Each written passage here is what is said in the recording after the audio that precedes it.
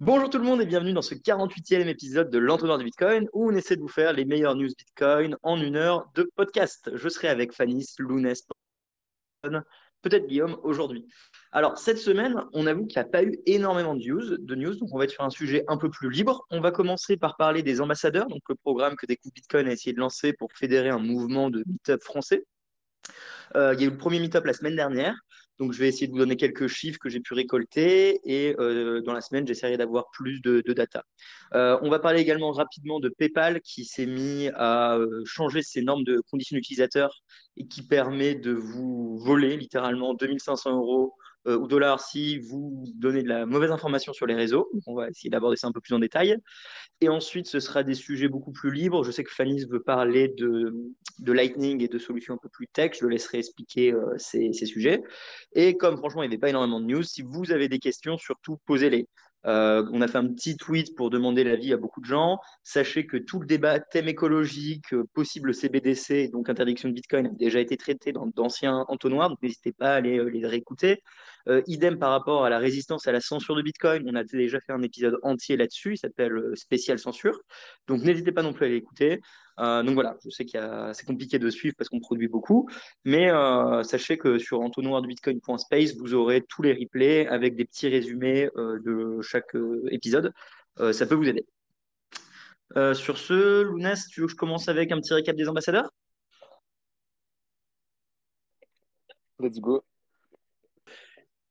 Du coup, les ambassadeurs, c'est un nouveau programme, on va dire une sorte de mouvement social pour essayer de démocratiser Bitcoin en France.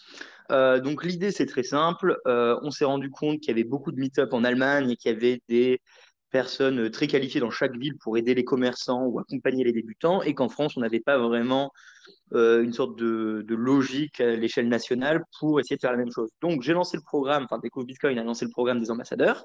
Ça a été très, très bien reçu par la communauté. Pendant un mois, on a travaillé sur un nouveau site qui s'appelle ambassadeur.découvrebitcoin.fr et on a organisé, ou du moins, on a voulu organiser des meet-ups partout en France. La semaine dernière, le mercredi 5 octobre, c'était le premier mercredi du mois et c'était le grand jour avec le lancement de tous les meet-ups.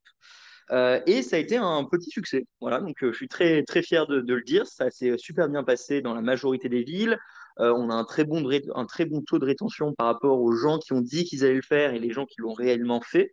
Donc ça, c'était une crainte et elle a été balayée, on va dire. Donc pour vous donner une idée, on est passé de 5 meet-up à mes chiffres actuellement, 22 meet-up officiels validés. Dans les 22 meet-up, c'est à peu près 200 personnes qui se sont déplacées. Et ce qui est intéressant, c'est que c'est, même si la moitié, on va dire, des gens qui se sont déplacés sont dans des grandes villes, Lyon, 30 personnes, Rennes, 25, Montpellier, 25, alors que Montpellier, c'était la première fois qu'ils faisaient un meet-up, assez incroyable. Lille, on était à peu près 14, et pareil, c'était le premier meet-up de Lille. Marseille, je pense que c'était le premier meet-up, et 12 également. Et après, bon, Paris, c'est un sujet un peu touchy, on va discuter de Paris un petit peu après. Mais voilà, donc la majorité des 200 personnes sont quand même dans les 5 grandes villes ou 5-6 grandes villes de France. Mais après, ce qui est vachement intéressant, c'est de se dire que dans toutes les autres plus petites villes, et quand je dis plus petites villes, je parle quand même de Saint-Brieuc, Angers, Brest, bon, et Grenoble, Nantes, Dijon, Liège, Limoges, Annecy. Donc toutes les villes que je viens de citer, ils étaient toujours entre 3 et 7 personnes au meet-up. Ce qui est quand même, je trouve, plutôt pas mal pour une première fois, pour un premier lancement, avec relativement peu de pubs. Je veux dire, on n'a pas été relayé par des grands médias, ni Journal du Coin, ni BFM. Enfin voilà, c'était vraiment bitcoin.fr et nous qui relayons l'information, et vos likes et vos partages. Donc merci beaucoup à vous, et merci bitcoin.fr. Mais donc, avoir autant de villes qui se lancent avec à chaque fois 5 personnes en moyenne, je trouve ça assez ouf. Les retours sont très positifs en règle générale. Les villes un peu trop petites, clairement, n'ont pas réussi à se dégager. Genre Armentières, c'est trop proche de Lille, donc il y a eu quasiment personne. Voilà. Et après, les gens sont généralement super excités par l'idée des ambassadeurs. Ils veulent voir plus de flyers, plus de contenu. Donc, on va devoir pas mal bosser sur ça. Et en règle générale, franchement, ça a été très bien accepté de la communauté. Donc, je vous dis merci beaucoup.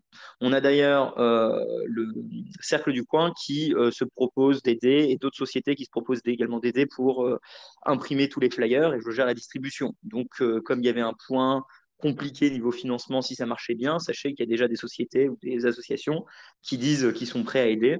Rien d'officiel, mais c'est dans la bonne voie. Les petits points négatifs ou plutôt les feedbacks. On a quand même des villes qui n'ont pas du tout été lancées parce que débat pas crypto. Donc Bordeaux ne s'est pas lancé ce mois-ci, mais il va se lancer le mois prochain, c'est sûr. Strasbourg, j'ai pas eu de retour, mais ils ont séparé en deux meet-up. Toulouse ne s'est pas lancé. Et bizarrement, il n'y a pas eu de meet-up à Biarritz. Alors, le fait qu'il n'y ait pas eu de meet-up à Biarritz, c'est un peu étrange à mes yeux, mais je pense que c'est simplement parce que c'est les seuls qui n'ont pas fait un télégramme. Et bah, c'est peut-être pas une bonne façon de voir les stats, mais si la seule ville où je pensais que c'était sûr n'a rien fait et qu'ils n'ont pas de télégramme et c'est la seule ville sans télégramme, moi je me dis qu'il y a peut-être quand même une corrélation. Et elle me paraît assez logique parce qu'en fait, dans toutes les petites villes qui ont réussi à accompagner 3 à 5 personnes, comme je les ai citées, c'est toujours parce que le télégramme était là. Et le télégramme a permis que les gens se rendent compte que même s'ils étaient deux, trois, ils disaient t'inquiète pas, je suis en route, j'arrive. Et donc, ça s'est fait. Par contre, les villes qui n'avaient pas de Telegram et simplement un groupe Meetup sur un site internet, bah, il y a beaucoup moins de communication entre les gens et donc finalement, bah, ça ne se fait pas, où il y a moins d'engouement. Donc le Telegram, il y a des gens qui ont dit il ne faut pas utiliser Telegram, il faut utiliser Signal, par exemple Neuchâtel. En règle générale, je trouve que ça a été une belle idée de prendre Telegram et clairement le modèle allemand marche bien. Donc on va rester sur un modèle Telegram, sauf si vous arrivez à me persuader de faire autrement, mais chaque ville a fait ce qu'il veut, mais le Telegram, ça marche bien. Et voilà. Par rapport à la suite, donc là, il va y avoir un petit questionnaire pour tous ceux qui avaient lancé leur ville, histoire qu'on ait plus de feedback et de data. Et le prochain meetup, ça va toujours être le premier mercredi du mois. Si vous n'êtes pas content avec le premier, faites le jeudi, le premier jeudi du mois. Et on aura du contenu. Et on va travailler sur une sorte de trame, parce que c'est un feedback qui est revenu très souvent. En fait, les gens, ils aimeraient bien que dans les meetups, dans les présentations, il y ait vraiment un objectif à la fin. Donc en mode une discussion suivie. Donc, ce qu'on va faire, je pense, c'est qu'il faut maintenir les meet-up en mode rencontre sociale où tout le monde parle de tout. Par contre, proposer des présentations dans les villes. Et j'ai déjà 4 villes qui m'ont demandé si je pouvais venir parler et faire une présentation. Donc, ça, c'est également super. Donc, on va travailler une sorte de logique de présentation en 3 heures avec un premier angle sur les CBDC, les monnaies digitales. Deuxième, vraiment, utilisation de Bitcoin avec un airdrop peut-être en Satoshi. Et je n'ai pas encore décidé ce serait quoi la troisième partie de cette présentation, mais peut-être, voilà, qu'est-ce qu'il faut s'attendre, etc. Ou peut-être les commerçants. Mais donc pour tous ceux qui voudraient un truc un peu plus formel pour rassembler 90 personnes, 100 personnes dans des salles prélouées, on peut le faire, mais ça va demander un peu plus de temps. Donc n'hésitez pas à me MP pour qu'on organise tout ça. Voilà, j'ai pris la parole beaucoup trop longtemps, mais c'est en gros les seuls feedbacks que je peux vous donner. Et j'ai envie de dire merci beaucoup à tout le monde d'avoir participé aux événements. Je sais qu'il y a beaucoup d'organisateurs juste dans le space. Donc sachez que ça a été une belle expérience. Voilà, je ne sais pas si des gens qui ont organisé des événements veulent avoir des feedbacks, nous parler un petit peu de leur ressenti dans leur ville. Je sais que Fanny, tu as fait Marseille. Lounès, on a fait Paris. Voilà, dites-moi ce qui vous semble. Monologue fini. Ouais, ouais, c'était cool à Marseille, en tout cas, effectivement. On était une petite douzaine. Ça s'est très bien passé. C'était ouais, cette ambiance détente, voilà, avec des tapas, de la bière, etc. Effectivement, je pense que ça peut être cool d'avoir quelque chose d'un peu plus construit éventuellement, surtout si on essaye de toucher des pré-coiners ou des gens qui sont un peu au début du voyage, on va dire. Mais voilà, sinon c'était très cool, ouais. Et le ratio crypto-curieux, no-coiner, bitcoiner, c'était quoi chez toi? Parce que donc moi pour Lille, j'étais le seul maxi. Bon, c'est pas gênant d'être maxi, hein, mais c'était très crypto-curieux, on va dire, voire même débutant. Non, moi je dirais que c'était plutôt quand même des bitcoiners convaincus, pas tant des curieux que ça, quoi. Enfin, ils sont curieux forcément puisqu'ils sont bitcoiners, mais voilà, pas trop crypto et plutôt bitcoin quand même. Ok, ok. Nous, on a quand même à Lille un mec qui est venu de Dunkerque, donc une grosse heure et demie de route pour venir, et à mentir pareil, donc c'était assez fou. Et pour la petite anecdote, j'ai quand même orange pilé 4 personnes sur les 12 au Lightning Network parce qu'ils ne connaissaient pas. Donc quand ils ont vu un micro-paiement, ils étaient en mode ah mais attends, ça marche, c'est possible, je pensais que ça marchait pas. Donc même en fait, la critique de ouais, on veut être que Bitcoin et les cryptos nanana, au final, montrer déjà que Lightning ça marche aux gens qui sont beaucoup plus en crypto et qui ont un peu délaissé Bitcoin, c'est une façon de bon, pas d'aider à la cause, c'était vraiment très religieux, mais de montrer que cette technologie marche. Et pareil, incroyable, il y avait un mec qui ne savait pas que les portefeuilles existaient. Donc il était dans Bitcoin depuis 8 mois. et il ne savait pas c'était quoi un portefeuille. En fait, pour lui, il n'y avait qu'une plateforme. Donc c'est voilà, quand on a fait un transfert Lightning, il a dit oui, mais c'est comment ça se passe? Est-ce que l'État le voit? Enfin, il était impressionné par le fait qu'un portefeuille existe.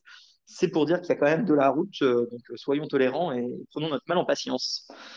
Je sais pas si quelqu'un d'autre a des remarques par rapport aux ambassadeurs.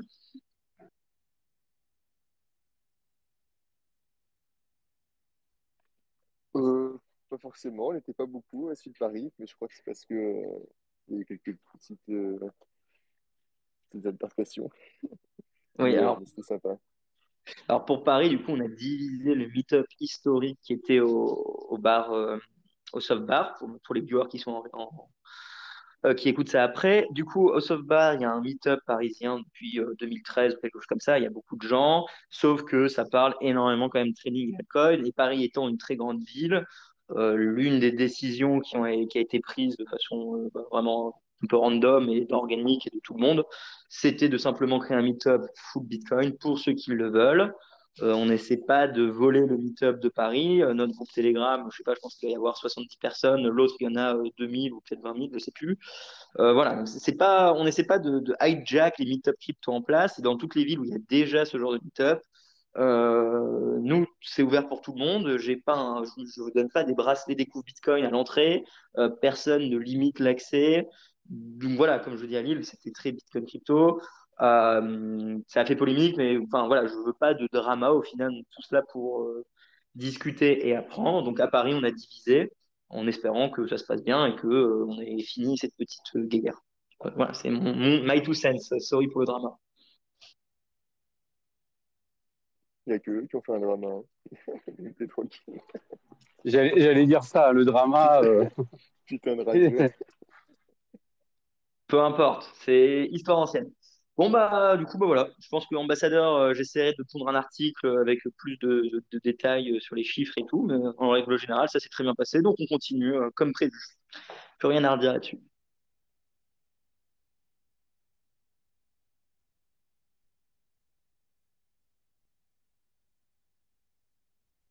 Bon, Inès, je vais continuer le truc.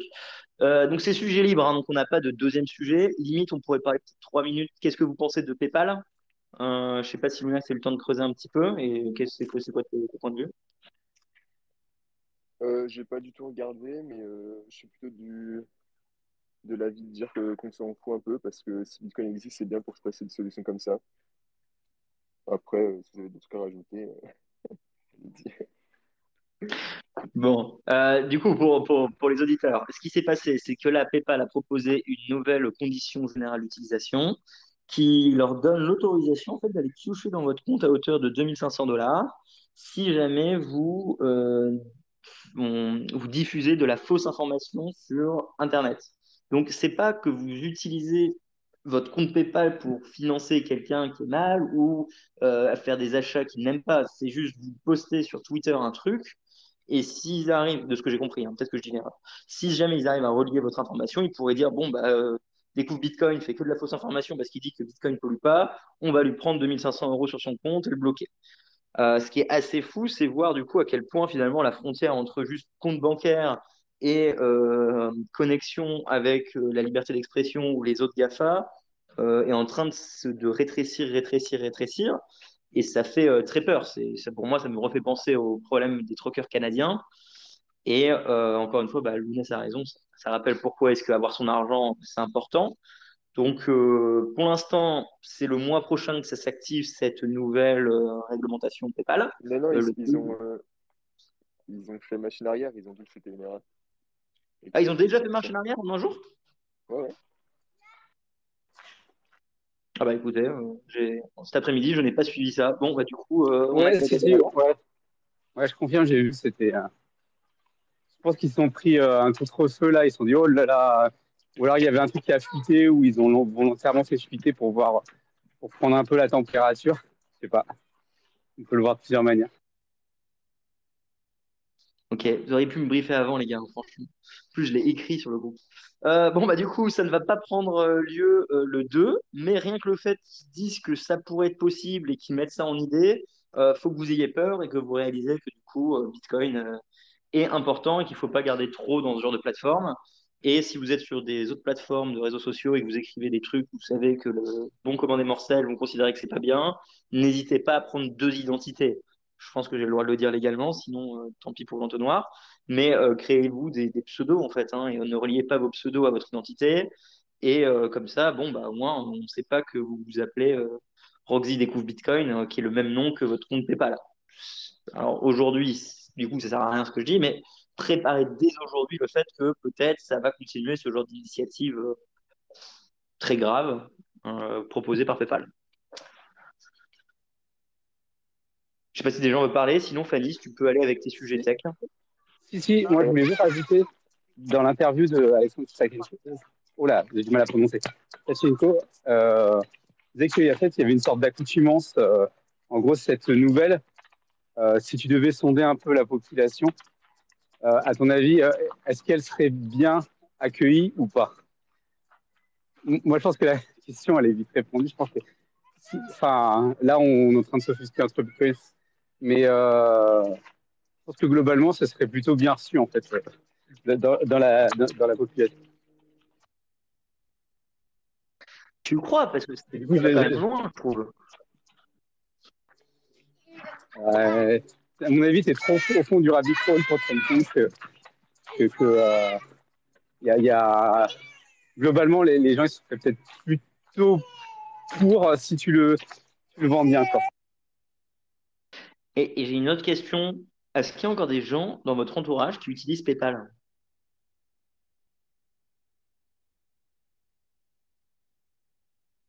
Ah bah ça, oui, hein. Enfin, oui. Ok. C'est Non, comment mais de dire. mon côté, je connais personne qui utilise PayPal. Pas le mien, ouais. Plus le mien, on va dire. Bon, Ok. Non, mais après, voilà. Je serais curieux de voir à quel point, comparé à d'autres néobanques, si tout c'est extrêmement populaire et ils ont un vrai impact. Tu vois, tu me dirais Apple Pay fait ça, j'aurais beaucoup plus peur que PayPal, qui a déjà de l'histoire dans sa non-ouverture d'esprit. Mais j'ai curieux de savoir si beaucoup de gens l'utilisent encore aujourd'hui. Ouais, on a ah, Guillet qui veut prendre la parole.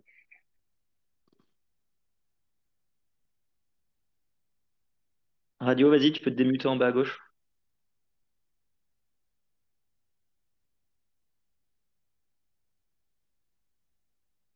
Bon, on a Rami aussi. Voilà. Parlez, Charlie. Bon. C'est en bas à gauche pour 10 minutes. Ou alors demandez pas à monter si vous avez rien à dire, quoi. Rami, vas-y. Regarde. Rami. Suivant. Ok, bon, on a un peu du mal avec les personnes qui veulent venir parler. Excusez-moi pour cette petite pause et je vais pas m'amuser à faire du coupage.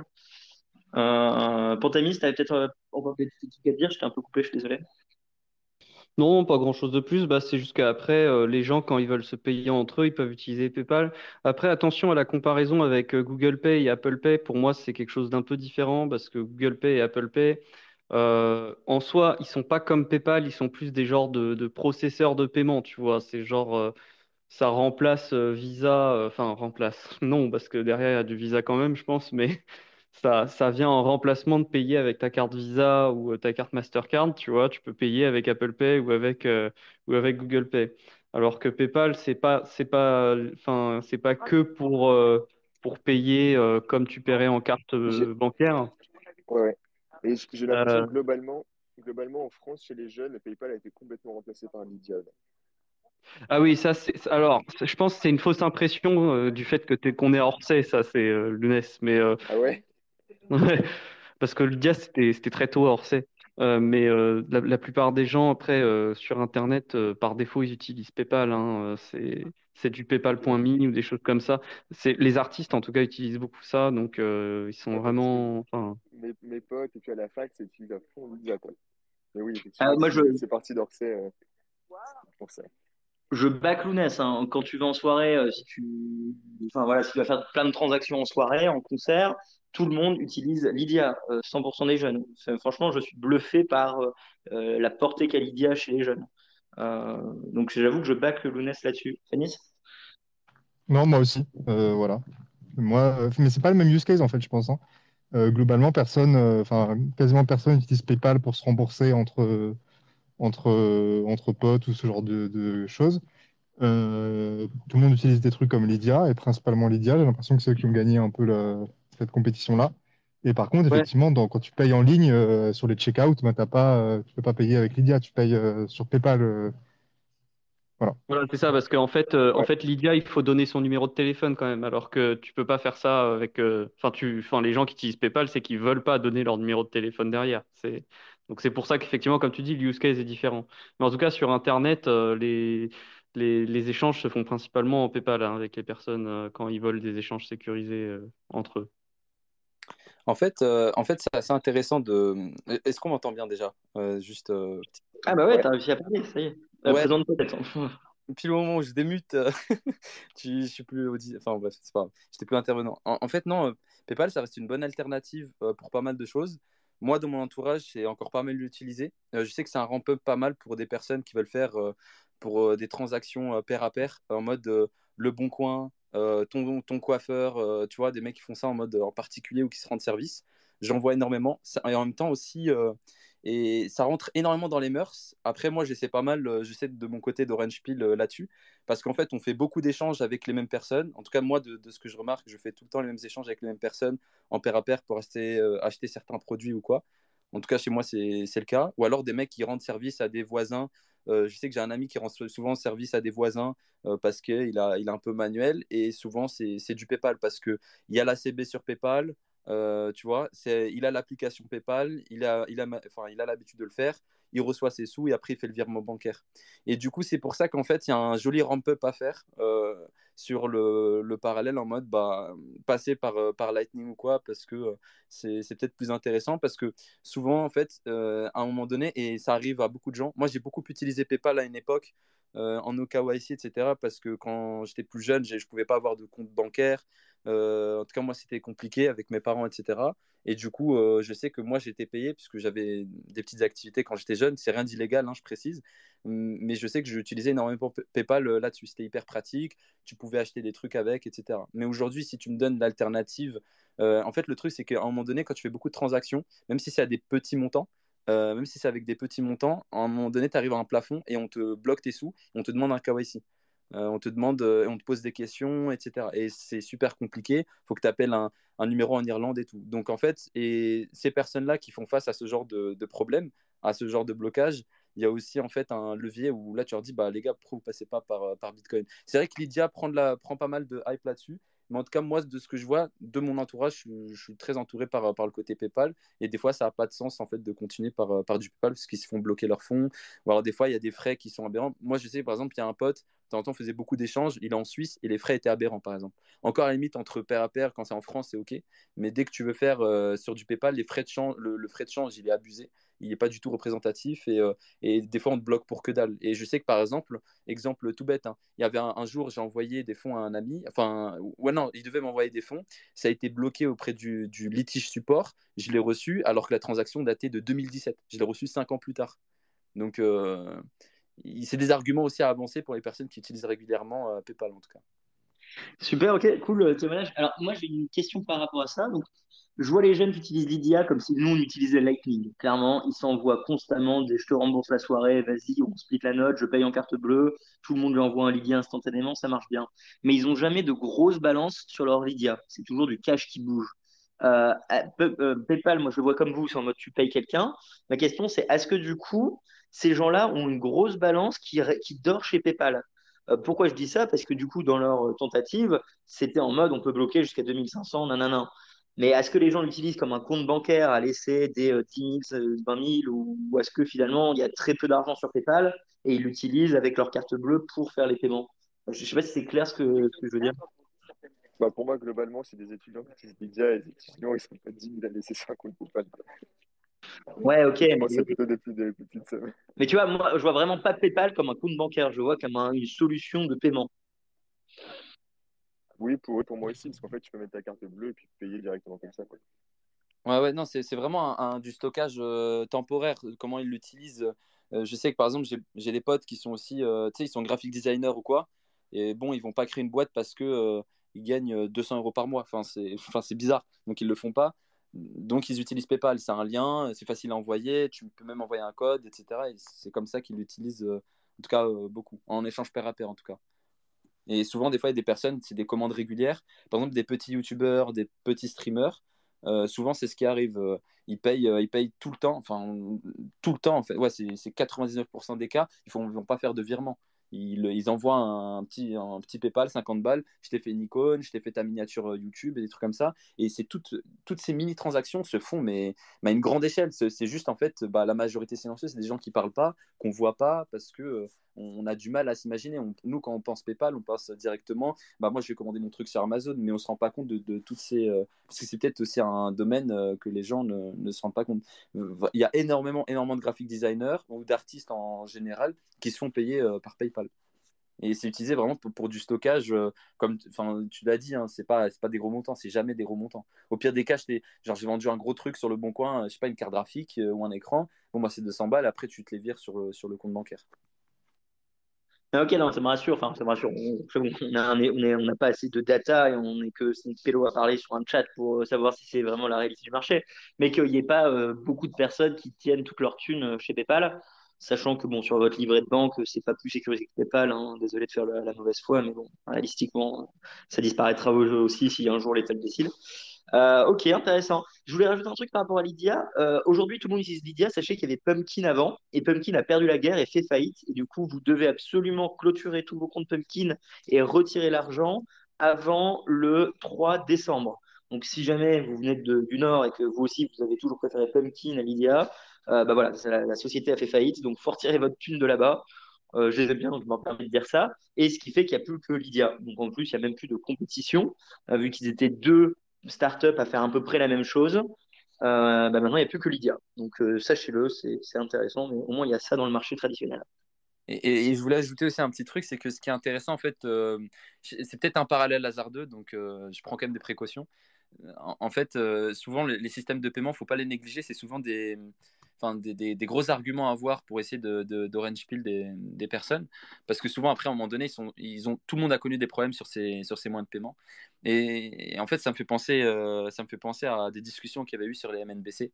C'est en fait la Chine, si elle a fait en sorte de sortir aussi rapidement en fait les MNBC dans leur territoire et qu'ils ont autant poussé le truc jusqu'à faire des airdrops dans certaines provinces ou quoi, c'était surtout parce qu'en fait, comment ça s'appelle, WeChat Pay et Alipay prenaient beaucoup trop d'envergure et ça, ils commençaient à avoir en fait les mêmes niveaux de risque de contrepartie, etc. d'une banque, mais sans les licences. Et ça prenait tout le monde l'utilisait pour des échanges, des achats sur Internet. Et du coup, c'est pour ça qu'ils ont décidé en fait d'aller très rapidement dans le développement. En tout cas, c'est une des raisons, c'est pas la principale, mais c'est une des raisons qui a fait qu'ils ont développé les MNBC. Et du coup, hormis ça, c'est que à un moment donné, c'est aussi pour ça que l'Europe s'y lance. Et c'est aussi pour ça que les gens ont intérêt et comprennent en fait que dans tous les cas, il y aura que de la custody et il faudrait rapidement du coup passer par des solutions pair à pair qui leur coûteraient moins, où ils sont moins assujettis en tout cas à ces risques de contrepartie que tu connais comme gel de fonds et comme tu l'as cité tout à l'heure avec ce qui s'était passé en tout cas au Canada avec les plateformes de levée de fonds. Parce que les gens lèvent des fonds par des plateformes de crowdfunding, mais aussi beaucoup par des... Parce que maintenant, tu peux faire des cagnottes sur PayPal. Je ne sais pas si tu le savais, mais tu peux faire des cagnottes. Donc toi, tu utilises beaucoup ces solutions de paiement qui sont super pratiques. Tu fais ta cagnotte, tu fais tes trucs. Mais si c'est contraire à certaines idées, enfin j'en sais un, par exemple là, ce qui s'était passé au Canada, c'est le gel des fonds sur des plateformes de levée de fonds participative, bah c'était par l'étiquette LCBFT. Donc faudrait peut-être aussi éveiller les consciences là-dessus parce qu'il y a aussi beaucoup de. Par exemple, je travaille dans une asso tous les dimanches et j'utilise aussi ces PayPal et Stripe pour faire de la levée de fonds, mais pour des causes religieuses. Donc à un moment donné, si c'est contraire, du coup, et ça fait polémique, on sait très bien que le gel des fonds peut arriver très rapidement. Et du coup, ça fait surtout sens de passer par Bitcoin assez rapidement en tout cas.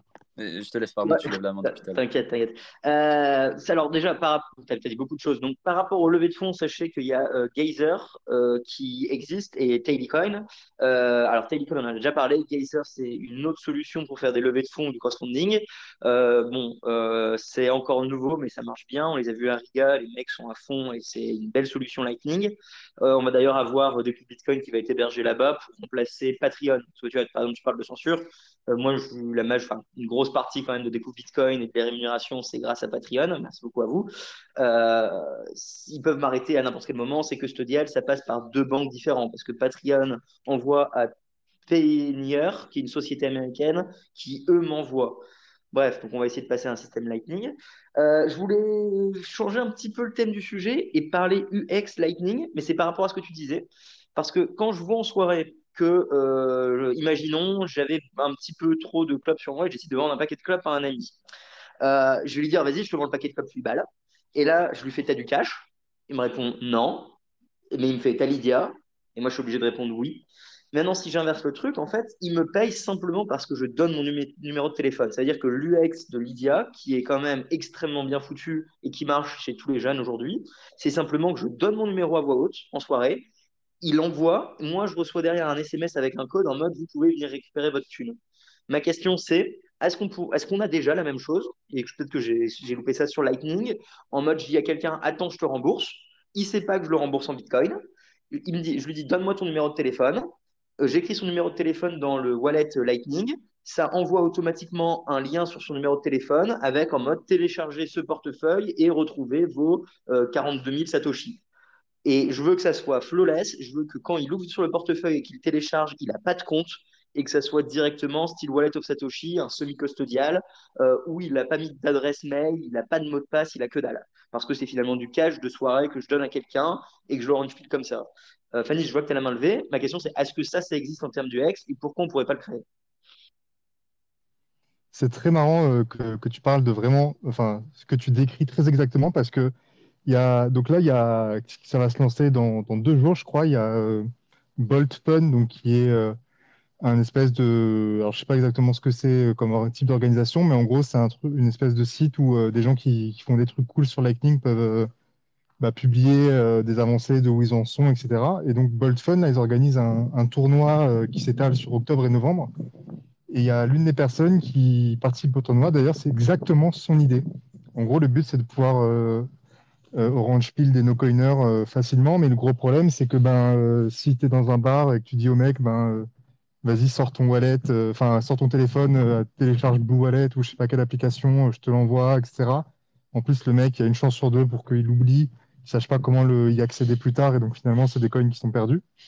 Et donc là, l'idée, c'est exactement ce que tu décris, c'est-à-dire que je vais sur un site internet, je dépose des fonds dessus, je mets le numéro du mec, et lui, il va pouvoir les récupérer ensuite en accédant au site internet, en mettant son numéro de téléphone. Ça sert juste pour vérifier que c'est bien lui, quoi, avec de la double authentification par SMS, par exemple. Et il peut récupérer les fonds. Et l'autre truc cool, c'est que si jamais il ne les récupère pas au bout de, je sais pas, 6 mois, ils sont renvoyés à la personne qu'ils avaient déposé initialement. Et donc, ça permet d'éviter ce problème des fonds qui sont burn quand on envoie à quelqu'un et qu'il passe à autre chose et que finalement, il n'est pas convaincu. Et donc, ça n'existe pas encore, mais clairement, il n'y a aucun obstacle technique. Et il y a quelqu'un même qui est, d'ailleurs, je crois qu'il est en recherche de coéquipiers pour participer au tournoi si quelqu'un est chaud.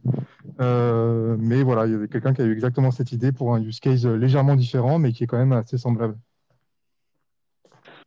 Ah, super intéressant. Tu nous donneras le lien que je rajoute dans la description et dans la newsletter et un peu partout. À moins que c'est sur ta Ouais, newsletter à toi que t'as mis. c'est sur l'article du jour qui récapitule un peu les news Lightning. Et d'ailleurs, par rapport à ce que tu disais, là, moi j'étais en soirée ce week-end et il y avait les personnes qui organisaient la soirée qui avaient avancé les fonds pour la salle, un peu de bouffe, etc. Et du coup, ils avaient créé une cagnotte en carton, là, genre une urne pour que les gens ils puissent déposer des sous. Et au bout d'un moment dans la soirée, il y avait marqué au feutre sur la cagnotte, Lydia, deux points, et un numéro de téléphone. Et je me suis fait la réflexion, en fait, l'UX de Lightning, elle est déjà bien meilleure que ça. Tu n'as pas besoin de filer ton numéro de téléphone, tu mets un QR code ou tu mets une adresse Lightning et tu peux récupérer des fonds.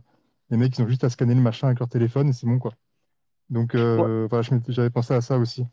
Alors attention, parce que là, limite, j'ai envie de te dire, je vois pas en quoi c'est plus simple que de simplement écrire ton numéro de téléphone. Alors je comprends que nous, on se dit numéro de téléphone égale chose de notre vie privée, on veut pas le dévoiler, mais pour le commun des mortels, c'est devenu tellement habituel de donner son numéro de téléphone absolument partout que c'est plus du tout une barrière pour quiconque sauf nous. Donc en fait, je pense que c'est très compliqué de faire moins simple qu'un numéro de téléphone. Si tu mets autre chose qu'un numéro de téléphone, 99% des gens vont se dire, ouh là là, je scanne un truc, je sais pas c'est quoi que je scanne, j'utilise quelle application pour envoyer. Un numéro de téléphone, ils savent qu'ils vont sur Lydia ou leur truc, ils envoient sur ce numéro de téléphone. Enfin, j'ai du mal à voir comment battre l'expérience utilisateur d'un numéro de téléphone pour tous les potes de mes frères qui ne réfléchissent pas beaucoup sur les enjeux de vie privée. Un mail, non? Pour moi, c'est pas plus Oui. compliqué, ouais. Voilà. Un mail et donc une Lightning adresse qui est exactement le même format qu'un mail. Pour moi, c'est aussi simple qu'un numéro de téléphone. Après, la Je peux rajouter un différence, truc? c'est que le mail, c'est un vrai mail, quoi. Parce que, enfin, en fait, en PayPal, c'est ce que tu envoies, c'est un mail à la place du numéro de téléphone. Tu donnes une adresse mail, sauf que c'est une vraie adresse mail. Donc après, tu peux créer une adresse mail de spam pour ça. Mais en soi, c'est soit le numéro de téléphone, soit l'adresse mail. Donc de toute façon, tu donnes un identifiant, quoi. Après, sur Lightning, évidemment, l'avantage, c'est que l'adresse Lightning, elle n'a pas à être une vraie adresse mail ou quoi. C'est juste une, une adresse quelconque, quoi. C'est juste un identifiant, mais il n'est pas lié à quelque chose d'établi depuis très longtemps qui ligue de la vraie information privée. Tu peux faire en sorte que ce soit pseudonyme, alors qu'un mail, c'est un peu plus compliqué quand même. Voilà. Ok. Après, moi... Allô? Ouais, vous m'entendez Ah, pas. vas-y. Allô, vous m'entendez? Oui, vas-y. Ouais. Après, ce que tu décris, bon, moi, je connais pas spécialement Lydia. J'ai l'impression quand même que c'est vraiment centré pour un type de population. Alors, ça a l'air d'être cool, mais peut-être pas en voir l'alpha et l'oméga de l'UX, en fait. Je sais pas, enfin, il y a peut-être d'autres UX qui seraient intéressantes. Là, tu vois, ça apparemment, si tu envoies un lien en SMS, machin, bah moi, je reçois ça, j'ai pas envie de cliquer dessus, tu vois. Mais pour, enfin, je veux dire, autant que scanner un truc que je connais pas, enfin, tu vois ce que je veux dire, je dis pas qu'il faut pas creuser le truc, c'est juste qu'il faut pas le voir comme l'alpha et l'oméga de l'UX, quoi. Il y a peut-être Lightning Address, par exemple, qui était décrit, c'est un truc vachement cool qu'on fait sur Lightning. C'est peut-être pas l'alpha et l'oméga non plus, mais bon, tu vois, c'est ça qu'il faut un petit peu balancer, enfin, modérer en fait le propos sur là-dessus, quoi. Ouais, non, non, je comprends, je suis assez d'accord là-dessus. Et alors, du coup, autre question, tant qu'on est sur l'UX de Lightning, qui, bon, laisse à désirer, soyons honnêtes, ça dépend quoi, mais bon, on n'est pas encore arrivé à un truc parfait. Qu'est-ce que vous pensez des QR codes? Est-ce que c'est quelque chose où on s'est habitué et donc on les tolère et on s'est auto-convaincu en tant que communauté que c'est bien? Ou est-ce que c'est vraiment bien? Parce que quand j'explique aux gens qu'on fonctionne avec des QR codes, il y en a vraiment qui me prennent pour des fous, tu vois, alors que le sans contact, ça marche. Enfin, je suis assez curieux d'avoir vos avis si vous pensez que ça va rester ou pas. Je pense que Denis? ça dépend vraiment ça dépend de l'usage. Je trouve que sur un site internet, par exemple, quand je fais du e-commerce, quoi, bah, l'UX d'avoir un QR code à scanner avec mon téléphone, moi je la trouve vraiment pas mal. Mieux que de sortir ma carte, tu vois, pour mettre le numéro de la carte sur le site internet. Enfin, ça, il n'y a pas photo. Pour moi, clairement, ça gagne. Et après, pour du commerce physique, c'est vrai que là, je trouve ça peut-être différent. J'ai peut-être pas envie de sortir mon téléphone quand je suis à la caisse et tout. Mais de toute façon, aujourd'hui, il y a des cartes NFC, ce genre de choses. Et puis en vrai, de plus en plus, les gens sortent leur téléphone de toute façon pour faire du NFC. Et tu dois le déverrouiller pour faire du NFC parce que ben, typiquement sur du Apple Pay ou équivalent, ben, il veut vérifier que c'est bien toi. Donc tu dois faire une action de déverrouillage quand même. Donc ouais, si tu fais une action de déverrouillage, ouvrir l'appareil photo ou une app en plus, c'est pas. Enfin, tu vois, je trouve qu'il n'y a pas vraiment de problème à proprement parler. Et puis il y a suffisamment de. Enfin, ça commence à être le cas. C'était peut-être pas le cas avant, mais il y a suffisamment maintenant d'UX différentes pour. Enfin, donc moi, je vois bien tout qui coexiste comme c'est le cas aujourd'hui. Je pense pas que le NFC va tuer le QR code pour Bitcoin et Lightning et inversement, enfin, le QR code va pas rester hégémonique forcément. Il y aura, je pense, d'autres trucs qui vont rester. Moi, je voudrais juste compléter. Tu dis l'UX de Lightning, elle est pas terrible. Je suis pas tout à fait d'accord. En fait, il faut différencier Lightning, le protocole, et les wallets autour. Et en fait, ce que tu décris là, Lydie, alors j'entendais pas très bien ce que disait Fanny, mais en fait, je vois pas ce qui techniquement empêcherait de faire du comme Lydia avec Lightning. Et c'est pas résolu par Lightning, c'est résolu par une couche applicative au-dessus de Lightning. Et en fait, le truc du NFC, par exemple, genre faire du NFC, du tap to pay, par exemple, en Lightning, bah, ce serait possible, bah, toujours avec un système de semi-custody. Mais ouais, peut-être que le QR code, alors c'est bien dans certains cas, le paiement sur Internet est moins adapté sur le paiement avec un terminal de paiement, par exemple. Mais enfin, je pense que ça peut être adressé du point de vue wallet et sur l'ensemble des wallets, que ce soit un peu harmonisé. Et puis, voilà, je pense qu'il n'y a pas de contraintes techniques à pouvoir le faire. Du moins, à Lightning, il y a d'autres problèmes qui ne sont pas irrésolvables au niveau UX du point de vue utilisateur. Ouais, ok, je suis assez d'accord avec vous. Et c'est vrai que Fanny, tu as raison, sur téléphone, sur ordinateur, scanner un QR code, c'est assez incroyable. Genre, donc, j'avais ta newsletter, je t'ai envoyé des tips pour redistribuer ce que les coups de Bitcoin gagnent. Et juste, tu sors le téléphone, tu scannes, ça envoie 1000 Satoshi instantanément. Genre, c'est assez incroyable. Par contre, commerçant, on l'a vu avec le tutoriel POS qu'on a fait avec Lounès qui va vous sortir prochainement, on est en train de galérer à essayer de scanner le petit QR code du petit écran. Alors évidemment, on n'avait peut-être pas la bonne machine, mais c'est juste enfin, je sais pas combien de fois on a essayé Lounès et on a galéré et ça marchait pas, quoi. C'est galère de bien lire les QR codes. Donc commerçant, pour moi, ça ne marchera pas. Euh, voilà. Ça, je Après, suis c'est la d'accord. taille du. Ça, c'est la taille du. Alors, moi, Ouais, j'ai ça, fait c'est la même vrai. chose mais honnêtement, si c'est juste une question de taille de l'écran, le code il est open source, il y a vraiment de quoi faire, quoi, tu vois. Ah, c'est plus cher. Alors que Bah, tu n'as pas d'écran, franchement, Ouais. non, franchement, Roxy, l'écran, il est plus petit que mon Ah, truc. C'est normal qu'on n'arrive pas alors à prends ça. scanner dessus, quoi. Il est abîmé? Oh. C'est il pas faut te lui. Pardon, mute. excusez-moi, j'étais pas mute. Ça, je suis d'accord, Roxy, effectivement, c'est quand même peut-être l'un des points. Ça arrive quand même de temps en temps qu'effectivement, tu as des problèmes de lecture de QR code. Ça peut venir soit de l'endroit où c'est affiché, donc ça peut être soit trop petit, soit ça peut être qu'il n'y a pas assez de contraste entre le fond de la page et le QR code. Donc voilà, merci web designers et développeurs de mettre des bordures blanches ou noires, enfin, suivant la couleur du QR code. Et puis après, souvent, enfin, ça arrive aussi de temps en temps, c'est le capteur photo.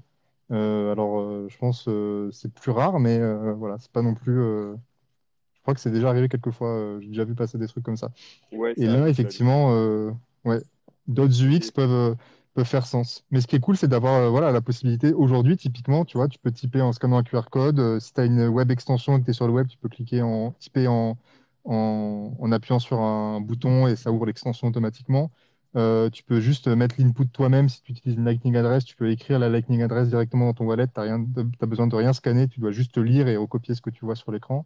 Tu as le NFC et même le NFC, il marche sur un wallet, enfin sur un, pardon, un browser dans ton mobile. Tu peux autoriser le browser à accéder au NFC du téléphone pour lire une carte. Et donc, tu peux payer avec une carte.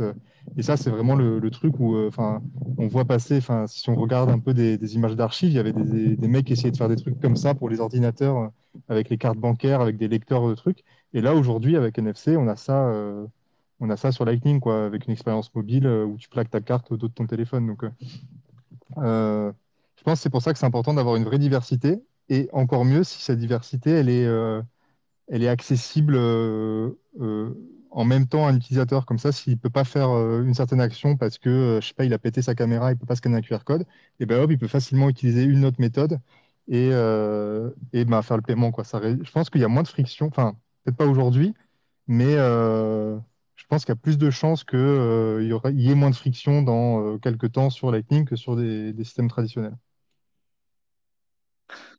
Ok, nickel. Et j'étais en train de penser des trucs noirs, mais j'étais en train de me dire, ça, c'est tant que tous les wallets Lightning communiquent entre eux et qu'on autorise, enfin, qu'il n'y ait pas genre des portefeuilles qui disent, ah, désolé, tu essaies d'envoyer un portefeuille unhosted.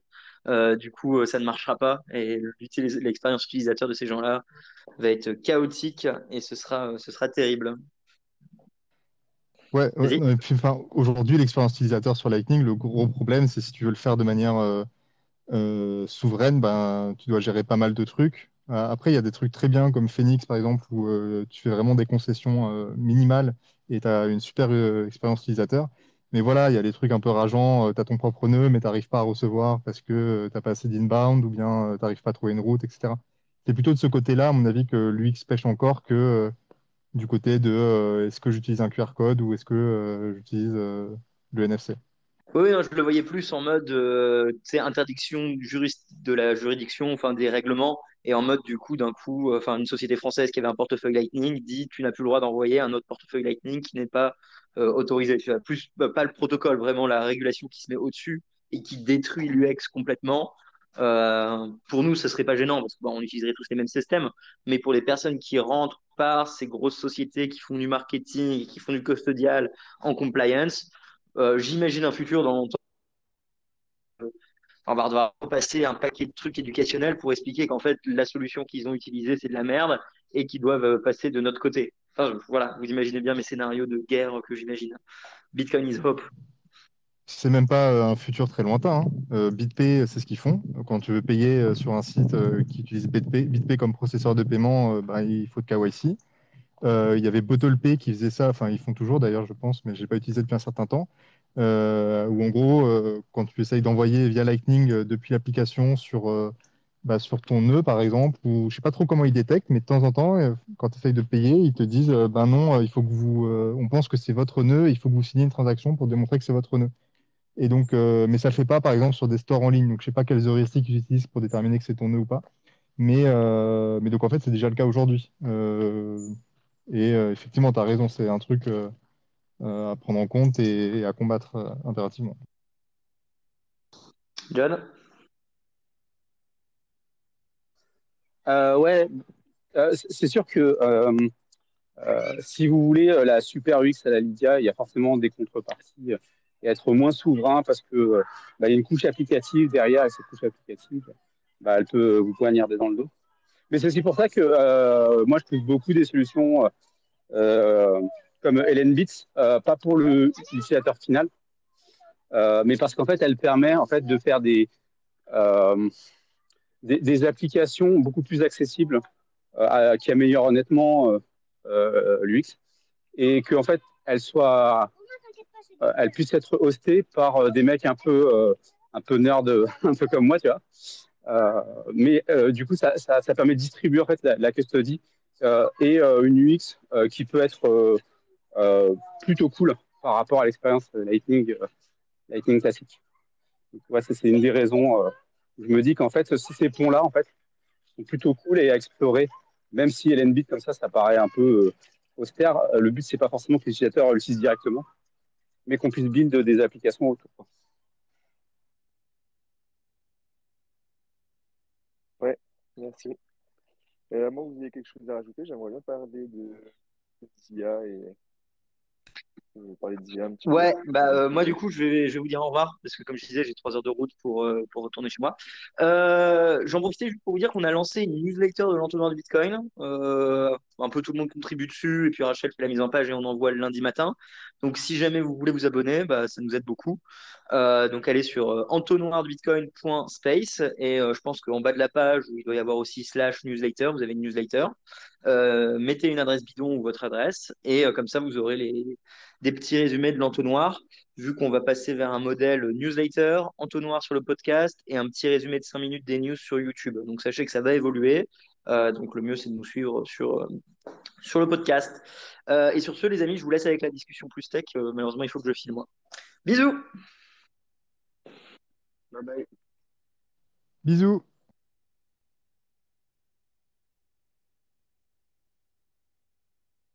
Ouais, du coup, je disais, on a appris aujourd'hui qu'un bitcoiner iranien avait été arrêté avec toutes les vagues de protestation qu'il y a eu ces dernières en Iran. Et c'est un bitcoiner plutôt, enfin, vachement axé éducation et privacy. Et du coup, je trouvais important de le signaler ici et qu'on en discute un petit peu entre nous, si ça vous va. Carrément. Si j'ai bien compris, il a été arrêté il y a 2 semaines, quelque chose comme ça, non? Et pas relâché, alors que les gens avec qui enfin, il avait été arrêté en même temps que pas mal de gens et les autres gens ont tous été relâchés, c'est ça? Ouais, c'est ça que j'ai compris. Apparemment, ils ont été arrêtés avec, en même temps que pas mal de gens, bah, du coup, pendant les manifestations qu'il y a eu il y a 2, 3 semaines, il y a une vingtaine de jours. Et tous les autres ont été relâchés, sauf que lui apparemment non. Et puis son compte Twitter vient de se faire bannir il y a, il y a 2 jours, ou même aujourd'hui, je crois. Non, son compte Twitter s'est fait bannir il y a 3, 4 jours. Et puis il me semble que c'est ses proches ou des amis sur Twitter qui ont dit qu'il était encore arrêté.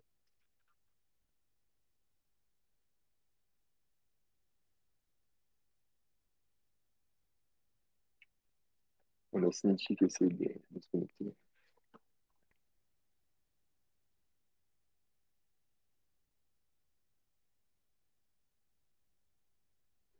Ouais, c'est quand même vachement dur d'en parler parce qu'on a eu la news il n'y a pas longtemps, on ne connaissait pas très bien la personne. Moi, j'ai cru voir qu'il avait été relâché, mais je ne suis pas tout à fait sûr, donc c'est encore un peu tout. Par contre, pour la petite histoire, c'est Laurent MT qui nous en avait parlé. À l'époque de la Lightning Torch, en fait, depuis il est en Iran et en fait il la réclamait et personne ne voulait la lui donner parce que peut-être qu'il était en Iran. En tout cas, moi, ce que j'ai compris là, c'est que apparemment, c'est ses proches qui ont coupé son compte pour des problèmes de sécurité, plus que voilà. Mais c'est vrai que c'est un sujet, et je crois qu'il y a une torche qui a été relevée pour ça, je crois. Voilà. Ok, d'accord, merci de la précision. Moi, du coup, c'était juste pour faire un rappel que la menace des États est vraiment présente, quoi. Et encore, nous, on a plus de chance en France que dans d'autres pays. Un peu moins enclin au changement, on va dire.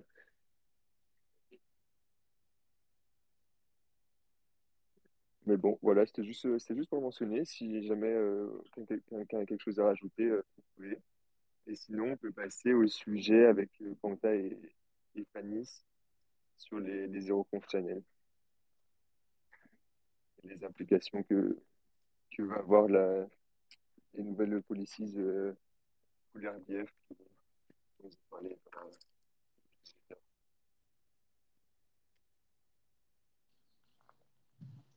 Yes. Bah, peut-être je vais présenter rapidement parce qu'en vrai, moi, j'ai pas un avis très tranché et du coup, je voulais en parler justement pour avoir l'avis de d'autres personnes qui sont un peu plus vifs que moi.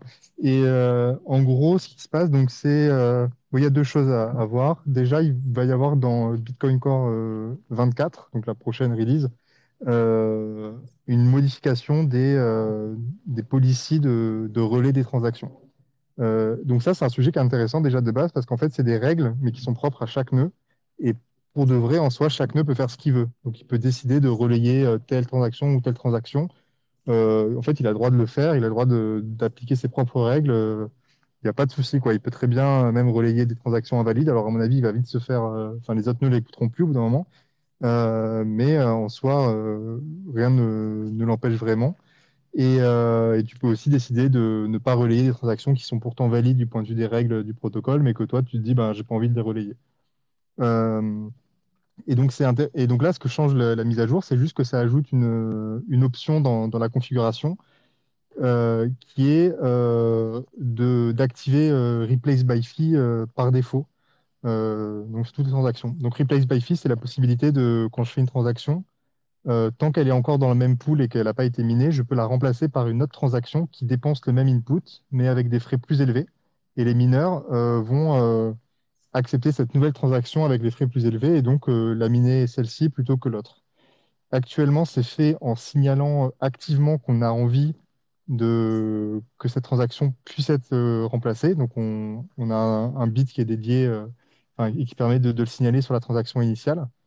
Et l'idée de cette modification, c'est d'ajouter l'option sur mon nœud, euh, remplacer, même si la transaction initiale ne signale pas activement qu'elle est OK pour être remplacée. Et donc, cette nouvelle fonctionnalité, elle est par défaut désactivée, quoi. Donc, c'est quelque chose opt-in. Il faut modifier la configuration pour mettre true sur ce paramètre-là plutôt que false. Et donc, ça veut dire, c'est que le comportement par défaut de Bitcoin Core, il va pas changer avec cette mise à jour, ça restera pareil. Mais c'est plus facile, du coup, pour des gens qui voudraient euh, accepter les transactions de remplacement par défaut, qu'elles signalent ou non qu'elles sont prévues pour être remplacées potentiellement, d'accepter les remplacements. Mais ce qui est encore une fois quelque chose que n'importe qui peut faire. Et d'ailleurs, une autre implémentation de Bitcoin Core actuellement a déjà ce remplacement sur toutes les transactions. Donc ça montre qu'en fait, c'est vraiment voilà, c'est un changement dans la facilité d'accès à ce type de paramètres, mais c'est tout.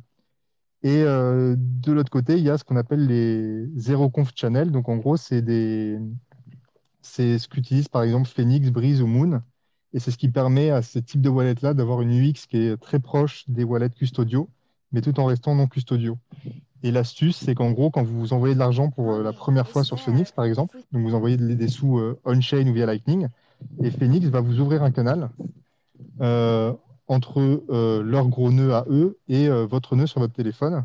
Et, et en gros, ils récupèrent les sous que vous recevez et ils vont ouvrir un canal avec d'autres sous pour de vrai, mais pour le même montant que ce qui est reçu.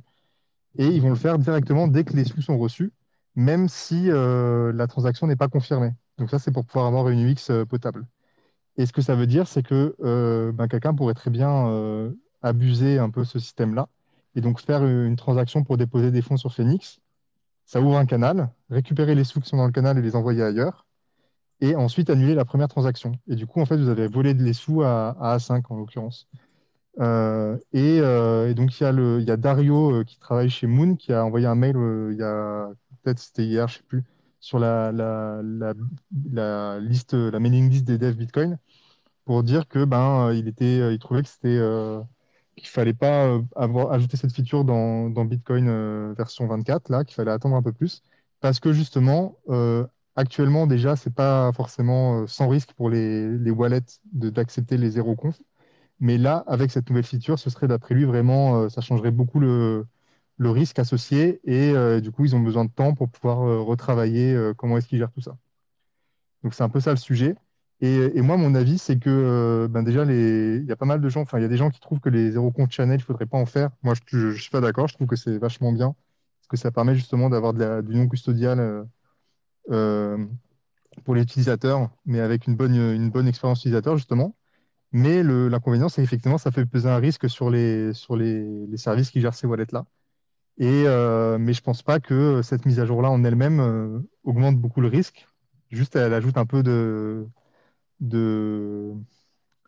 d'incertitude sur quelle est la proportion du réseau qui va accepter maintenant des transactions, enfin, qui va accepter de remplacer les transactions, même si elles ne signalent pas activement qu'elles peuvent être remplacées. Voilà le topo. Je ne sais pas si c'est très clair. J'ai une question là sur l'attaque que tu décris. Enfin, je suis d'accord qu'il ne faudrait pas mettre les RBF, full RBF partout parce que pour moi, c'est pas approprié. Mais bon, sur l'attaque que tu décris, tu dis que une personne pourrait déposer des fonds en Lightning sur Phoenix via un canal en zéro conf et essayer d'annuler la transaction d'A5. Comment il ferait pour annuler cette transaction? Parce que finalement, c'est A5 qui pourrait l'annuler, la transaction plutôt. Non, Euh, c'est là que je suis pas. Je pense peut-être que tu as confondu le sens, peut-être que c'est l'inverse. Je n'ai pas très bien compris. en fait, ce qui se passe, c'est que typiquement, imaginons que tu veux fund ton wallet Phoenix via une transaction on-chain. Ce que tu fais, c'est que ton wallet Phoenix, il va te montrer une adresse et t'envoie des fonds on-chain sur cette adresse. Et pouf, tu as un nouveau channel. En fait, ce que fait A5, c'est que ils voient qu'il y a une transaction pour eux de, je sais pas moi, 0,1 BTC qui est arrivé dans le même pool. Et ils vont directement t'ouvrir un canal Pas, de pas quand 0,1 tu, BTC. pas quand Ok, tu fonds d'accord. en on-chain, pas quand tu fonds en on-chain. Ah ouais? Du coup, tu Ils dois attendent attendre? C'est quoi l'UX? quand tu fonds en on-chain, ils attendent que la confirmation passe, et après, tout le canal. Et en attendant, sous ta balance, tu vois un petit plus 500 000, un truc comme ça, et tant que ça soit confirmé.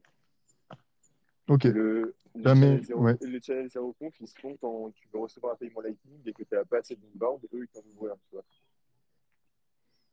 Voilà, c'est ça Ok. que je pensais.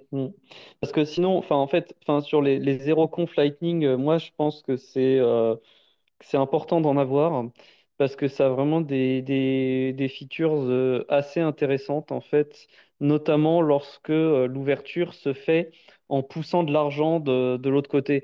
C'est-à-dire que là, tu vois, dans la situation qu'on décrivait quand A5, ils ouvrent un canal vers toi dans lequel ils vont pousser des fonds que tu as reçus via Lightning, mais que tu n'avais pas la capacité de recevoir avant s'ils n'avaient pas ouvert le canal à zéro conf. Ils vont pousser les fonds. Et en fait, celui qui fait confiance dans l'histoire, c'est toi, parce que à 5, ils ont ouvert un canal vers toi, ils ont poussé des fonds et ils pourraient décider d'annuler la chose, tu vois. Mais donc tu fais confiance à A5 sur ce moment-là. Mais en fait, derrière, si tu fais pas confiance à A5 à ce niveau-là, il te suffit de jouer sur la répartition des fonds dans le canal, c'est-à-dire tu dépenses complètement effectivement les fonds dans le canal qui viennent d'ouvrir. Et en fait, même s'ils décidaient de fermer le canal, bah, en fait, ils y auraient perdu de l'argent.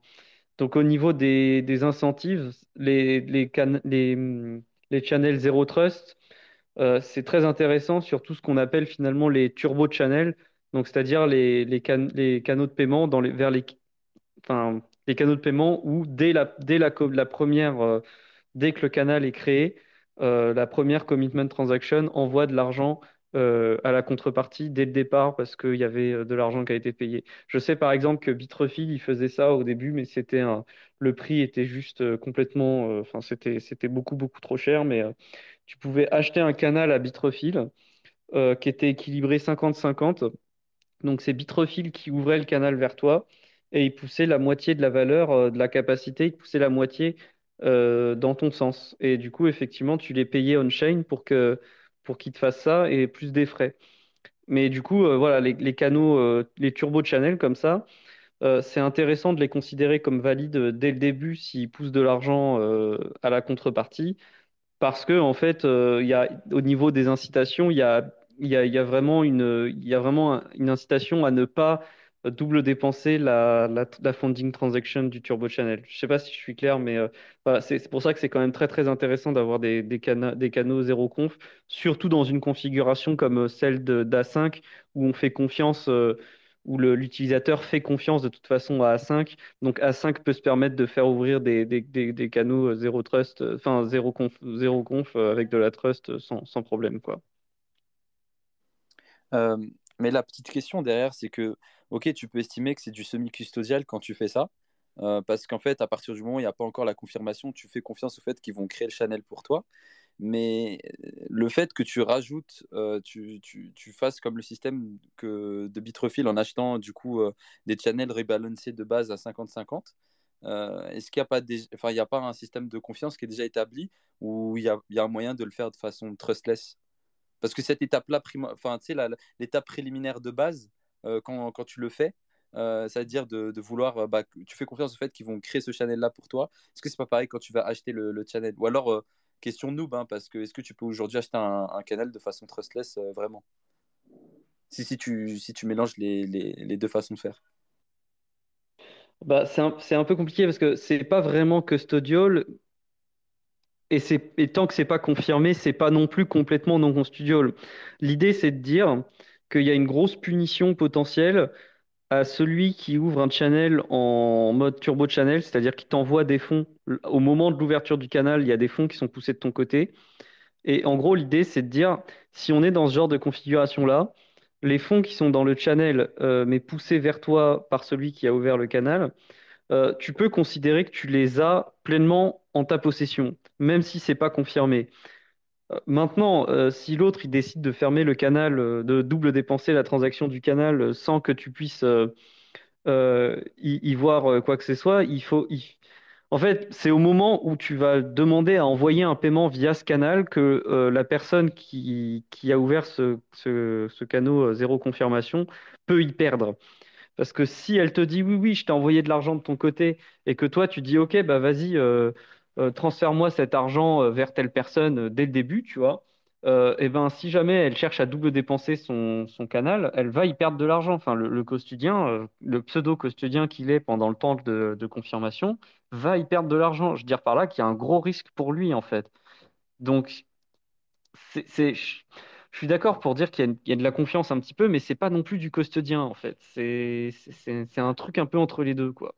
C'est temporaire, mais en même temps, même si c'est temporaire, le custodien n'a pas tous les pouvoirs sur les fonds, parce que sinon, globalement, le custodien, il peut te dire, bah non, je refuse de router des paiements tant que le canal n'est pas confirmé, mais dans ce cas-là, ça veut juste dire qu'on n'utilise pas le zéro conf channel, en fait. C'est donc à partir de là. C'est qui donne de la confiance, enfin celui qui doit avoir confiance, c'est surtout le custodien finalement. C'est celui qui va ouvrir le canal en zéro conf et qui pousse les fonds dans le sens qui pousse une partie des fonds de l'autre côté, qui du coup fait confiance en lui-même pour ne pas double dépenser la transaction. Enfin, tu vois, c'est pour ça que je dis qu'au niveau des incitations, le truc est bien fichu, quoi. Je sais pas si je suis clair, hein. Non, c'est clair, effectivement. Mais enfin, moi, j'ai l'impression que, en fait, peut-être que du coup, ce problème s'applique pas vraiment, par exemple, à Phoenix, par rapport à ce que tu disais, Lounès, que j'ignorais, qui est qu'ils attendent quand même une confirmation. Mais peut-être que ça s'applique plutôt à Moon, qui a un fonctionnement peut-être un peu plus bizarre. Je crois qu'ils font des submarine swap, en fait, entre on-chain et Lightning, un peu en permanence. Et où eux, effectivement, ils ont l'air de dire que bah, ça augmente significativement leur risque à eux, que les utilisateurs double dépensent leurs transactions de dépôt, quoi. Euh, Plutôt qu'effectivement, Ça, j'ai c'est l'impression possible, que ouais. Ça, c'est possible, hein. l'utilisateur est plutôt protégé, ouais, quand même. Enfin, en Mais tout du cas, coup, le vas-y. concept des turbo channel, il est quand même très très intéressant au niveau des incitations parce que vraiment enfin, pour moi, c'est pas un problème. Enfin, en tout cas, les channels zéro conf, c'est pas un problème. La confiance, elle vient surtout au moment, enfin, c'est entre opérateurs de routage où là vraiment, on se fait pas confiance sur le fait de pas annuler ces canaux que là, c'est pas possible. C'est-à-dire que si moi, en tant qu'opérateur de routage, je tolère que la liquidité que j'ai reçue d'une personne en zéro conf, j'accepte qu'il puisse pousser des transactions et que moi j'en forward depuis un canal qui n'est pas encore confirmé. Là, par contre, je fais confiance, mais c'est au niveau des opérateurs de routage du coup que cette confiance elle se fait. Donc c'est pour ça que je dis que c'est quand même un très bon concept pour en tout cas l'expérience utilisateur de celui qui veut utiliser un wallet Lightning parce qu'au fond il est pas opérateur de routage. Or c'est les opérateurs de routage qui prennent la confiance dans un canal zéro conf. Donc en fait ça va quoi. Enfin c'est pour ça que je dis que c'est quand même un bon concept. Après je sais pas exactement pourquoi dans Bitcoin Core ils veulent mettre du full RBF mais il me semble que ça ne sera pas du full RBF complet. Il y a quand même de gérer tout ce qui est CPFP pour les protocoles de deuxième couche, que c'est beaucoup plus pour adresser ce type de problème, c'est-à-dire tolérer.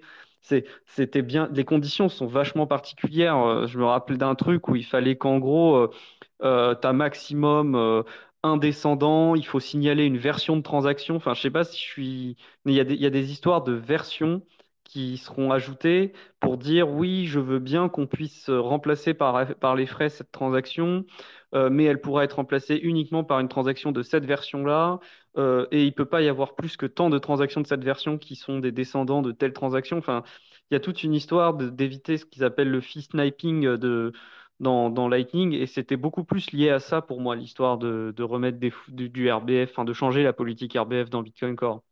Donc je sais pas après, peut-être qu'après, par Euh, contre, effectivement, ça pose des problèmes Euh, à ceux qui font c'est des comment là? wallets. T'as regardé un petit peu ce que j'ai partagé dans. Alors, t'en penses quoi? Pour l'instant, c'est des trucs genre qui sont moins chers, qui sont dans les critères qu'on voulait. Enfin, il y a tout, tu vois. Après, ouais, mec, j'espère trop. Mec, t'as vu? Rami, on t'entend, Rami. Hmm. Fais pas de mec. Si, en vrai. T'as fait quoi comme critère, wesh? Rami. Je l'ai enlevé dans le bon. yes, merci. Par rapport à ça, le truc, effectivement, c'est de ce que j'ai compris, le fait de remettre full RBF, c'est pour prévenir un certain type d'attaque, où en gros, si tu fais une transaction multipartite, et que, avec des inputs de plusieurs personnes, et que l'un des participants diffuse euh, un double spend de cette transaction, donc avec son input dedans, et que dans cette transaction de double spend, pardon, là, il signale pas pour RBF, et que cette transaction-là, elle atteint une majorité du réseau avant la transaction à plusieurs, bah, ça bloque la transaction à plusieurs. Enfin, c'était une histoire comme ça. Alors, c'est plus très frais dans ma tête, c'était il y a quelques temps déjà, mais en gros, c'était ce type d'attaque-là. Et c'est pour ça qu'ils veulent mettre un espèce de full RBF où tu as raison complètement. Il y a quand même, en gros, le seul vrai différence, c'est que tu n'as pas besoin de signaler explicitement euh, que c'est OK de remplacer, mais tu as plein de conditions à respecter sur une transaction pour qu'elle soit remplaçable. Enfin, la transaction de remplacement doit respecter plein de conditions. Ouais, ok, d'accord. Et ils appellent ça du full RBF au sens où, enfin, ils appellent ça du full RBF, mais c'est pas vraiment ça. On est d'accord. C'est pas juste un critère sur les frais, quoi. C'est plein de critères en fait.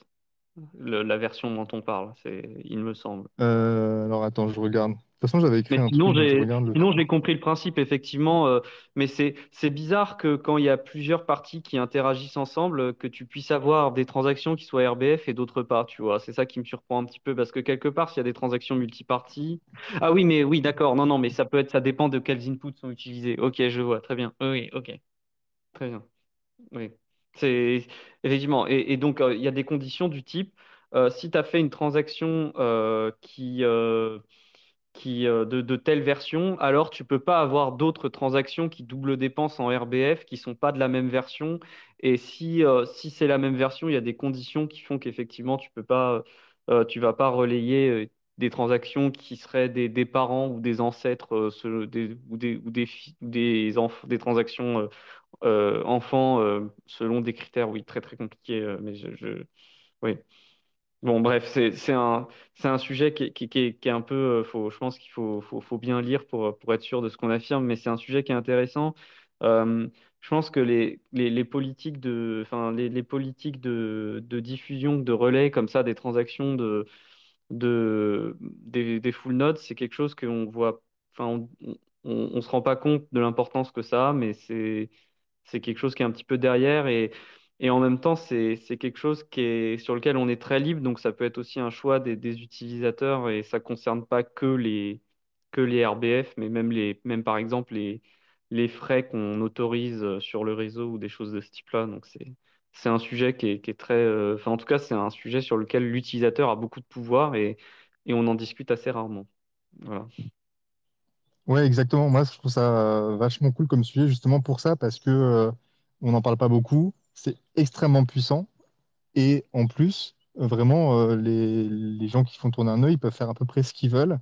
Et tu n'as aucun moyen de savoir exactement quelle est la policy de tel ou tel nœud. Et c'est pour ça que, enfin, je trouve typiquement, si tu acceptes par exemple une zéro conf, en fait, je trouve ça super complexe d'essayer de déterminer quel sera le comportement global du réseau.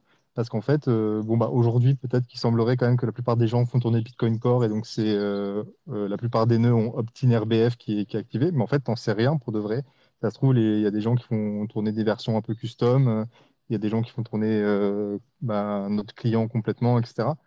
Et c'est franchement super chaotique.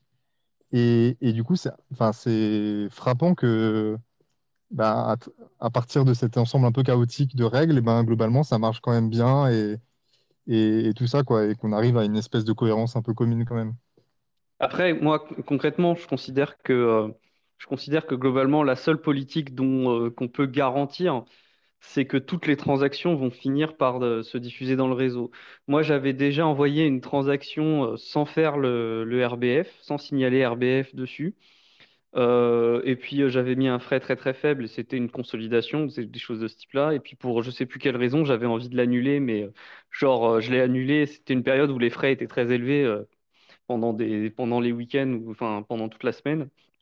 Et quelques jours plus tard, elle était toujours pas passée et j'avais décidé de l'annuler pour je sais plus quelle raison. Je crois que là, j'étais pas sûr que l'adresse de réception soit une des miennes ou un truc comme ça. Enfin bon, bref.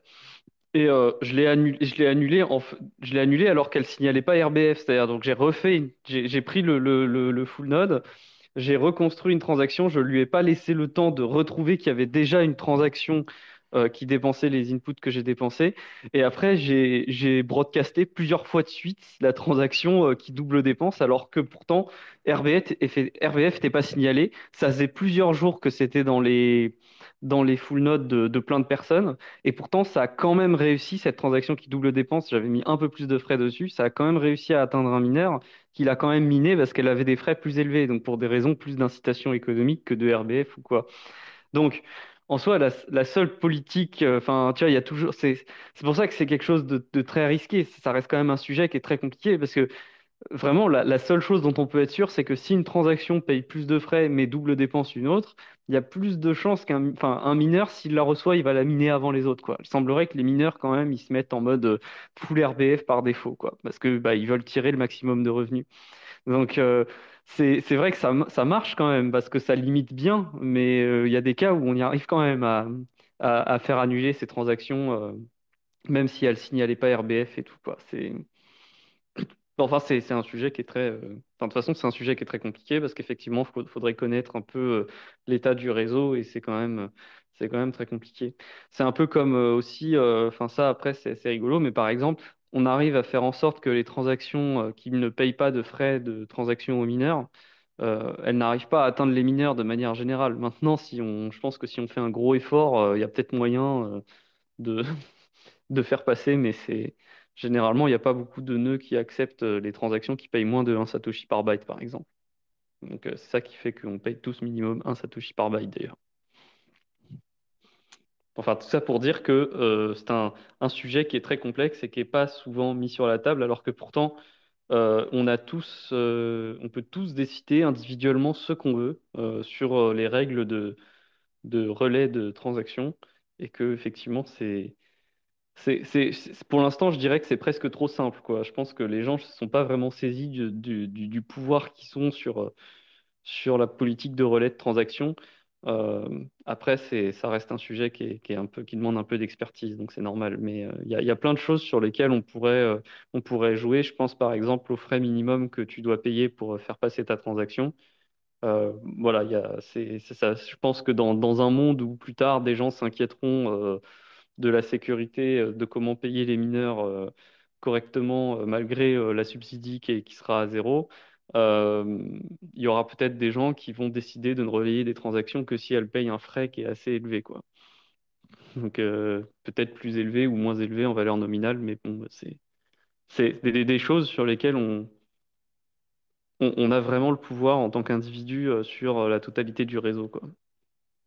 Voire même, tu pourrais imaginer créer des règles qui n'existent pas vraiment aujourd'hui. Aujourd'hui, ton frais minimum pour relayer une transaction, il est fixe.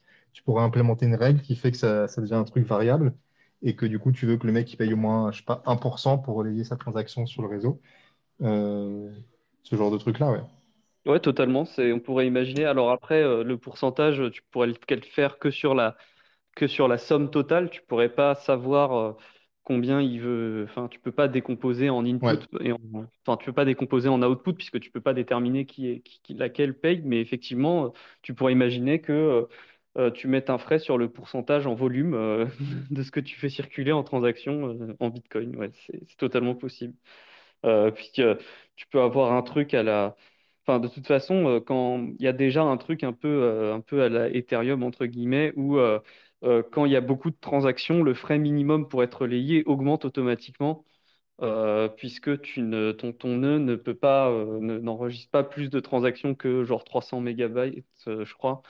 Et donc, du coup, bah, il va virer toutes les transactions qui n'ont pas le frais assez élevé et il va commencer à dire, moi, je relais plus les transactions qui font moins de 3 satoshi par byte parce que ça rentre pas dans ma même pool ou des choses de ce type-là. Enfin, voilà. Donc, c'est quelque chose qui est, c'est assez marrant et c'est quelque chose dont on parle pas beaucoup, mais c'est vraiment le pouvoir de l'utilisateur sur la layer 0. Il est assez important et assez sous-estimé, je pense. Donc, on est aussi dans un cas où on a un peu le même sujet des fois dans des trucs de privacy. On est sur la tyrannie du choix par défaut. C'est-à-dire que le choix, c'est quand même important que les développeurs discutent de ces politiques de RBF parce que le choix par défaut, ça va être celui qui va être adopté par le plus de gens.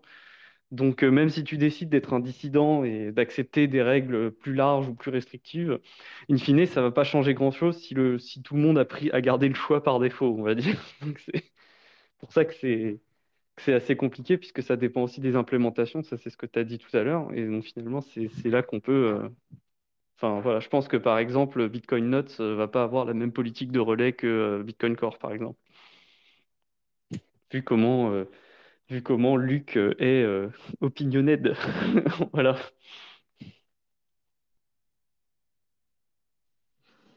Carrément.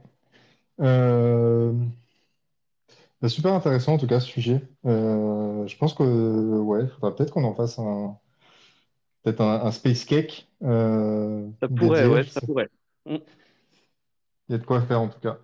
Je pense qu'on va peut-être essayer de wrap up parce qu'il est 7h30 déjà. Et puis Lounès en plus me dit que lui il n'entend plus rien, donc je pense qu'on va. De toute façon, s'il essaie de se reconnecter pour revenir, il y a peut-être que ça va couper parce que c'est le seul hôte. Donc peut-être qu'on va. Attends, je vais accepter l'invitation à co-host. Ouais, ok. Je vais faire l'outro de YouTuber. Merci à tout le monde d'être venu. Voilà, ce dimanche à 18h. Si vous écoutez la rediffusion, sachez que vous pouvez venir participer avec nous directement en live sur Twitter le dimanche soir à 18h. Vous poser vos questions, faire vos remarques, etc. Comme vous avez pu entendre certains prendre la parole au cours du space. Merci à tous voilà, d'être venus ce soir. Si vous écoutez la rediff, n'oubliez pas de vous abonner, n'oubliez pas le pouce bleu. Et on se voit dimanche prochain à 18h. Merci encore, gros bisous. Salut. Tout le monde va devoir faire un choix dans le futur. Adopter Bitcoin ou l'ignorer? Quel sera le vôtre?